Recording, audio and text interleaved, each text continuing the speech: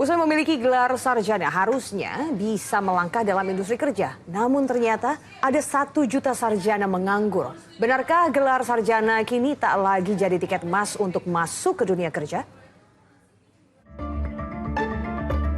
Wisuda berakhir namun ujian berikutnya sudah dimulai, mencari kerja. Ya, gelar sarjana sudah ada namun pekerjaan belum bisa sepenuhnya ada di depan mata. Berdasarkan data BPS melalui survei Angkatan Kerja Nasional Mei 2026, ada 1,03 juta sarjana di Indonesia yang menganggur. Jumlahnya mencapai 14,31% dari total pengangguran nasional yang mencapai 7,22 juta orang. Kami tanya langsung ke mereka yang belum juga mendapat pekerjaan. Salah satunya Nindi. Sejak lulus sarjana komunikasi di November 2025, ia masih kesulitan untuk sekedar magang, apalagi dapat pekerjaan yang sesuai keinginan.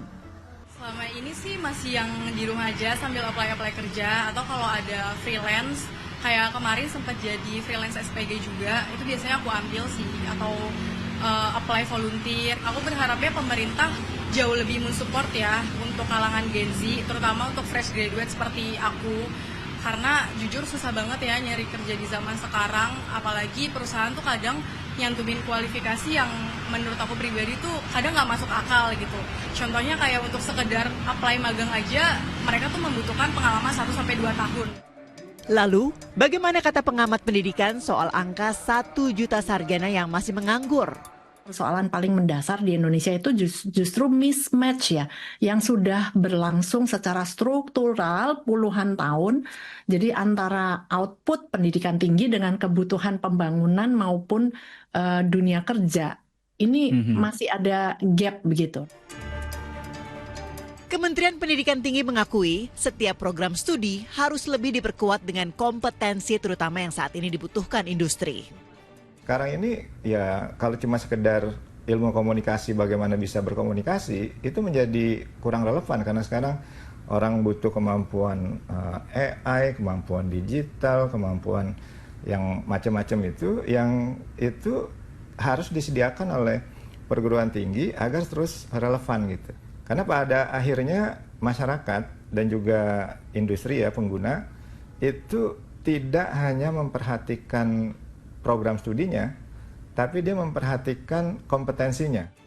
Selain masalah mismatch, perkembangan teknologi seperti AI hingga faktor global yang mempengaruhi kondisi ekonomi dalam negeri hingga berdampak pada kepercayaan investor juga bisa mempengaruhi perubahan pasar kerja. Sektor informal hingga membuka peluang usaha kerap jadi pilihan di tengah keterbatasan lapangan kerja. Kalau perusahaan ingin rekrut, apakah dia rekrut sarjana, rekrut lulusan SMA, SMK, jadi kita lakukan kerjasama. Perusahaan rekrut, kita yang melatih, membekali kompetensi, kemudian silakan perusahaan rekrut. Nah, jadi dua jalur itu yang kita lakukan, 340.000 untuk pelatihan vokasi, kemudian 150.000 untuk magang. Pertumbuhan ekonomi harusnya berjalan beriringan dengan penciptaan lapangan kerja berkualitas. Pertumbuhan ekonomi bukan sekedar angka, namun kesejahteraan seluruh masyarakat di dalamnya. Tim MTech Media melaporkan.